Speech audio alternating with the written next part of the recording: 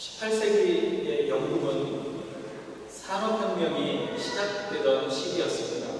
경제적으로, 사회적으로 아주 중요한 변화의 시기를 겪었습니다.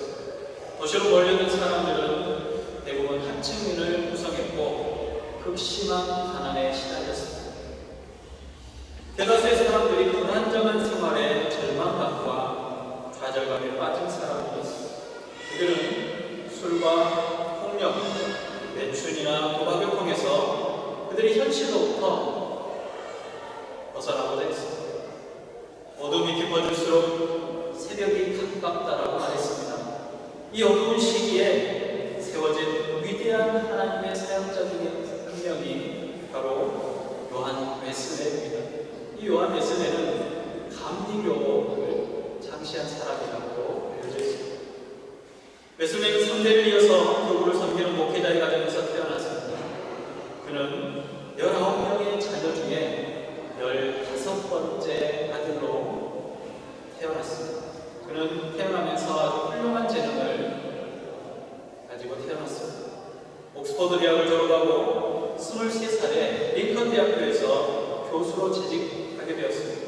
그리고 2년 뒤에는 영국 무교회의 사제로 안수를 받습니다. 옥스퍼드 대학에서 조지 휘텔과 함께 거룩한 삶을 살기 위한 대학생들의 모임인 홀리 클럽을 조직하고 기도와 성경 연구 그리고 봉사활동을 하게 됩니다. 그는 매일 1시간 개인의 기도와 말씀을 묵상하고 또 매주 성찬식을 갖고 자신을 구별하여 모든 죄를 이기고자 했습니다.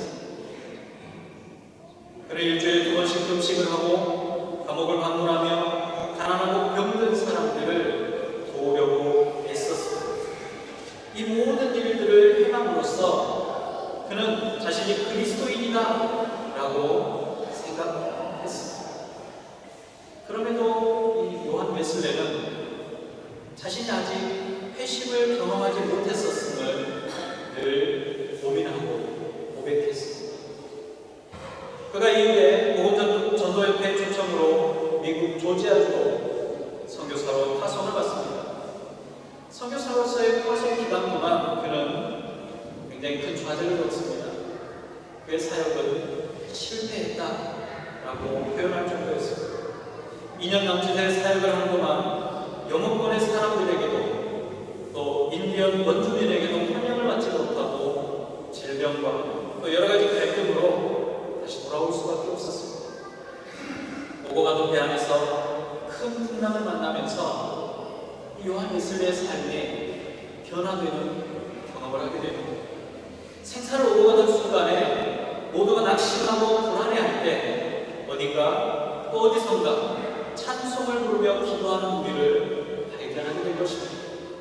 그들은 독일계 모라비안 교도들로 진덴도르프의 영지에서 훈련을 받고 전도여행을 떠나는 사람들이었습니다. 웨슬레는 생각할 때 또 그 스스로를 돌아볼 때 굉장히 부끄러웠습니다.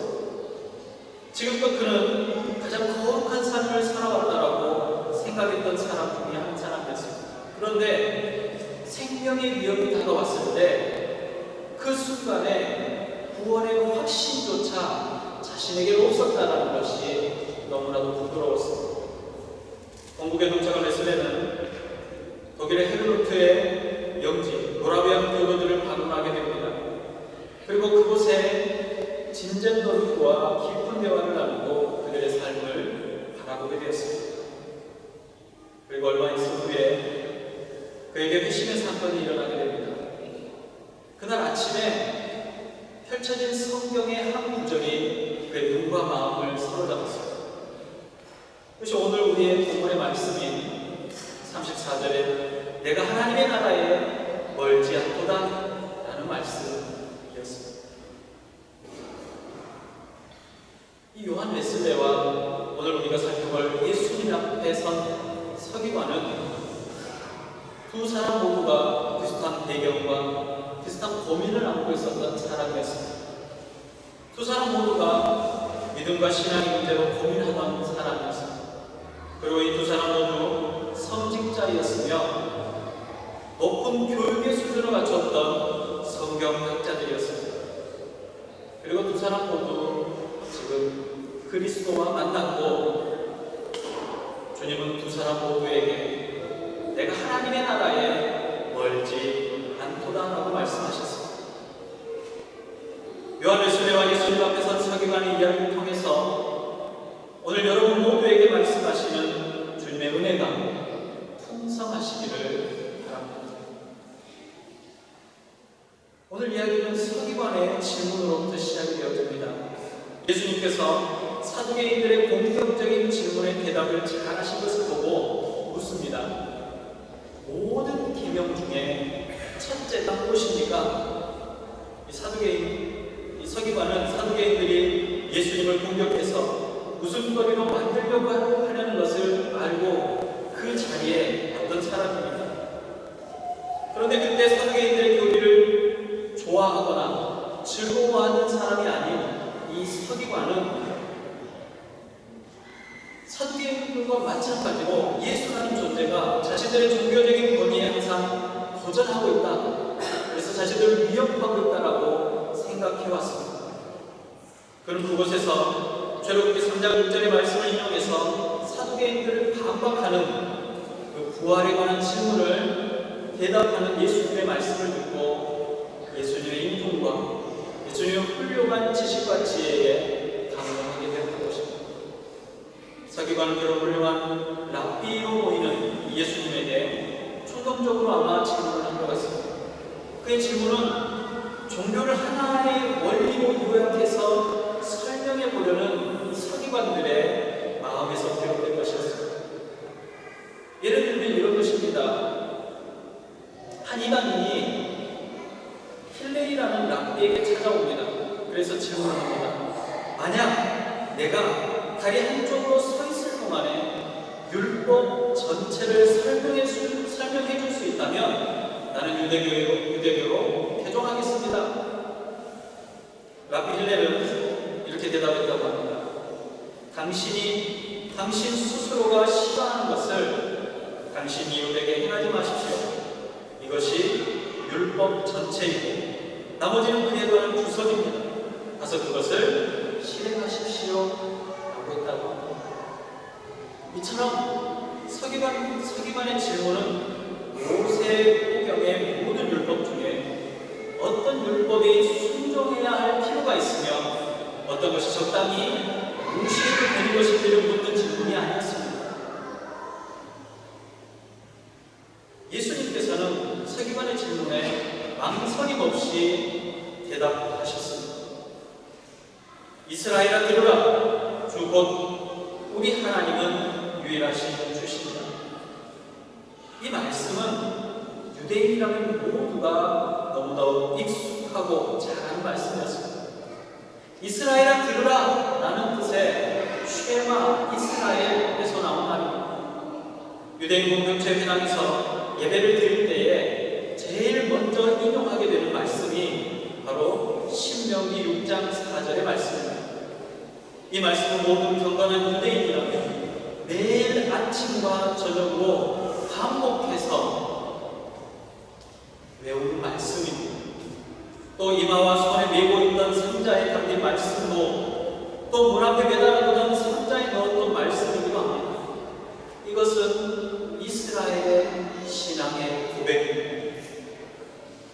또 마음, 목숨, 뜻, 힘이라는 말은 신체적인 부분이나 심리적인 부분을 통해서 분석적으로 사용되어진 것이 아니라 전인격적으로 하나님께 헌신되어야 한다는 것을 의미하는 것입니다.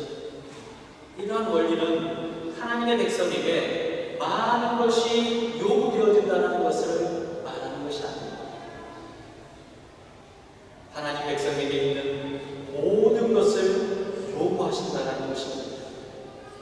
둘째는 이것이니라고 말씀하셨던 부분은 이것입니다. 내 이웃을 내 몸과 같이 사랑하라고 하셨습니다. 이 말씀은 레위기 10장 18절의 말씀을 인용한 말씀입니다. 이 말씀 또한 유대인에게 아주 친숙한 말씀이었습니다. 처음 인용했던 말씀인 하나님의 사랑과 두 번째 인용한 말씀인 이웃에 대한 사랑을 유대 선생들이나 랍비들에 의해서 자주 말해져 왔지만 이 두 가지 말씀은 하나의 말씀으로 말씀하는 경우는 없었습니다. 예수님의 지혜로운 말씀은 10계명의 전체를 요약하고 있습니다. 예수님께서 말씀하셨던 첫 번째 말씀은 처음 4계명의 요약입니다. 1계명부터 4계명까지 하나님에 대한 우리의 사랑이 관련되어 있습니다. 그리고 두 번째 말씀은 다음에 6가지의 계명을 뜻합니다. 다섯 번째 계명, 5계명부터 10번째 10계명까지 인간과의 관계에 대한 우리의 사랑에 대한 사랑이 관련되어지는 말씀입니다. 예수님의 이와 같은 대답은 하나님에 대한 사랑과 인간에 대한 사랑이 결코 분리될 수 없음을 뜻하기도 합니다. 이와 같은 원리는 사도들의 여러 서신서에도 나타납니다. 하나님을 사랑하는 자는 또한 그 형제를 사랑할지니라 라는 표현들로 등장하고 했습니다. 그리고 예수님께서는 내 몸을 내 이웃을 내 몸과 같이 사랑하라고 말씀하셨습니다. 유대인들은 율법을 해석하고 그들의 삶에 적용해왔습니다. 율법의 말씀을 그들의 마음에 맞는 대로, 그들의 상황에 맞는 대로, 그들의 취향에 맞게 축소하거나 또는 확대하는 일도 있었습니다. 유대 랍비들의 전승에 보면 모세오경의 전체 율법을 613개로 분류하고 그 중에 248개는 해라, 이것을 하여라 라는 긍정적인 명령으로 또 365개의 하지 말아라 라는 부정적인 금지의 명령으로 구분해서 사용했습니다. 그들은 이 계명들 어떤 것은 더 가볍고 작은 것으로 또 어떤 것은 더 무겁거나 큰 것으로 구분하기도 했습니다. 중요하고 무겁다고 생각되어지는 율법을 위해서 가벼운 율법들은 무시되거나 뒤로 밀려나게 되기도 했습니다. 그런 사람들에게 예수님께서는 내 몸과 같이라는 말을 삽입해서 말씀하십니다. 이것은 우리의 양심의 가책을 표준으로 삼으라는 말씀입니다. 모든 사람들은 표현의 방식이나 종류가 다를지라도 자기 자신을 소중하게 여기기 때문입니다. 어떤 사람들은 자기 자신을 사랑하지 않는다라고 말하고 자신을 학대하는 것처럼 보이지만 결국 자기 자신의 본질적인 의로움이나 자기 자신을 사랑하는 것으로부터 출발되어지는 행동입니다. 예수님께서는 선한 사마리아인의 이야기를 통해서 우리의 이웃이 누구입니까? 이웃의 본주가 어떻게 되어지는지를 말씀하십니다. 유대인들에게 있어서 이웃이라고 하는 것, 유대인들에게 이웃은 오직 유대인만을 지칭하는 단어였습니다. 그런데 예수님께서는 하나님께서 주신 양심의 소리를 통해서 우리의 주인, 우리의 마음의 울림을 통해서 우리의 이웃이 누구이며 이웃을 사랑하기 위해서 우리가 어떻게 해야 하는지를 교훈하셨던 것입니다. 예수님의 한결같은 이와 같은 말씀은 모든 율법을 설명하는 본질적이며 또 원리와도 같은 말씀인 것입니다. 이 예수님의 말씀을 들은 서기관은 감탄하며 예수님의 말씀에 동의한다는 듯이 이렇게 말합니다. 서기관이 이르되 선생님이여 옳소이다. 하나님은 한 분이시요 그 외에 다른 이가 없다 하신 말씀이 참이니 또 마음을 다하고 지혜를 다하고 힘을 다하여 하나님을 사랑하는 것과 그 이웃을 자기 자신과 같이 사랑하는 것이 전체로 드리는 모든 번제물과 기타 제물보다 나았습니다 라고 고백했습니다. 서기관의 이와 같은 말을 들으신 예수님께서 내가 하나님의 나라에 멀지 않다 라고 말씀하셨습니다. 예수님께서는 서기관이 그 그 당시를 살아가던 다른 유대인 교사들이나 종교 지도자들과는 달리 근본적인 물음과 영적인 고민이 있었음을 알고 계셨습니다. 그래서 주님께서는 내가 율법의 본질에 대해서 고민하고 생각하는 것을 보니 내가 하나님 나라에서 멀지 않다라고 칭찬하셨던 것입니다. 어떤 사람들은 하나님의 나라에서 멀리 있고 또 어떤 사람들은 하나님의 나라의 입구에 서 있습니다. 그런데 이 서기관은 하나님의 나라에 매우 가까이 서 있었습니다. 그런 하나님과 인간을 사랑하는 것이 모든 번제물과 기타 제물을 드리는 것보다 중요하다는 것을 깨달았던 것입니다.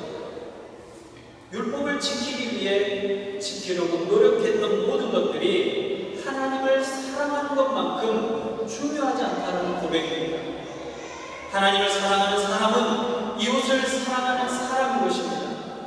이웃을 사랑하지 않는 사람은 하나님을 사랑하지 않는 사람이라는 것과 같은 말입니다. 서기관은 하나님의 사랑이 모든 만물 가운데 임하였으며 모든 만물 가운데 임한 하나님의 사랑이 자신에게 왔음을 고백하는 것입니다. 그 하나님을 사랑하는 것이 모든 것들 중에 가장 최우선이라는 것, 본질을 받아들이고 있기 때문에 예수님께서는 그를 향해서 하나님의 나라에 아주 가까이 와 있구나 라고 말씀하셨습니다. 예수님의 이 말씀은 칭찬인 동시에 경고의 말씀입니다. 비록 그가 하나님의 나라에 가까이 있었으나 결과론적으로 하나님의 나라에 들어가 하나님의 백성이 될 수 있는 것은 아니라는 이야기로 되는 것입니다. 하나님의 나라에 거의 가까이 있는 것이 하나님의 나라에 들어가는 것은 아닙니다. 교회 안에서 성장을 하고 또 경건하고 본이 되는 부모가 있으면서도 그리스도를 알아가는 지식에 이르거나 구원의 복음을 받아들이고 복음 안에 가지 못하는 일이 충분히 가능하다는 것입니다. 신학을 연구하고 가르치면서도 참 성도가 되지 못하는 일도 충분하고 가능한 일입니다.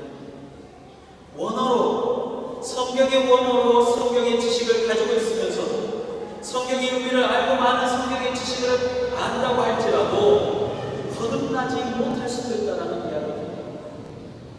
평생 사는 모든 날 동안 그리스도의 은혜에 대한 소식을 듣고도 여전히 나 자신이 선하고 나 자신의 선함을 의지하는 사람도 있다는 것입니다. 가능하다는 이야기입니다. 선한 양심이 완악해져서 교회 안에서도 저주받을 자가 있고 교회를 핍박하고 박해하는 자가 존재하고 없다는 것입니다.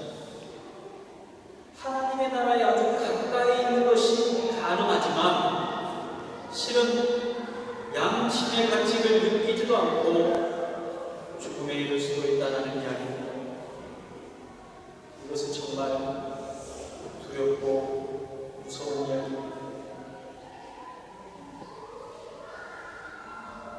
모라비안 교도들과 만난 이후에 요한에서는 인생이 완전히 변하는 회심의 역사를 경험하게 됩니다. 어느 날 한 교회의 집회에 참석할 때 마틴 루터의 로마서 서문을 읽고 있었던 설교자가 하나님께서 우리 마음에 역사하심으로 일어나는 변화에 대해서 설명을 할 때 그는 마음이 뜨거워짐을 느꼈다고 했습니다. 그는 그리스도를 믿었고 그때 예수 그리스도를 통해서만 구원을 얻을 수 있다는 확신을 갖게 되었다고 고백합니다. 그리고 그리스도께서 그의 죄를 사해 주시고 죄와 사망의 법에서 구원하셨다는 확신을 갖게 되었다고 고백했습니다. 서기관이 그랬던 것처럼 예수님의 말씀에 아멘으로 받아들였다면 우리 모두는 하나님의 나라에 가까이 서 있는 것입니다. 전적인 부패의 존재인 우리는 아무리 노력해도 전 인격을 다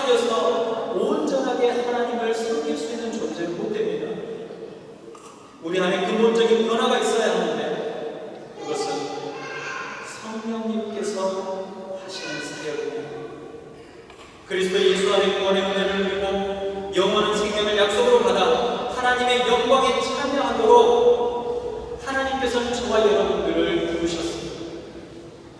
우리 양심을 통해서 하나님의 말씀을 받아 말씀대로 살아가도록 우리를 인도하시고 이끌고 계십니다. 오늘 하나님의 나라에 가까이 와 있다는 말씀을 듣는 우리에게 성령님께서 역사하시기를 구합니다. 아멘으로 화답하고 그 열린 문을 향해 한 걸음 내닫기를 바랍니다. 이 말씀을 인하여 마음이 뜨거워지며 구원자 되시는 예수 그리스도가 믿어지시기를 바랍니다. 오직 예수 그리스도를 통해서만 구원을 얻게 됨을 믿으시기 바랍니다. 예수님께서 나의 죄를 사해 주시고 죄와 사망의 법에서 구원해 주셨음을 믿어서 구원받은 백성임을 확신하시는 저와 여러분들이 다 되시기를 주님의 이름으로 축복하고 기도하겠습니다.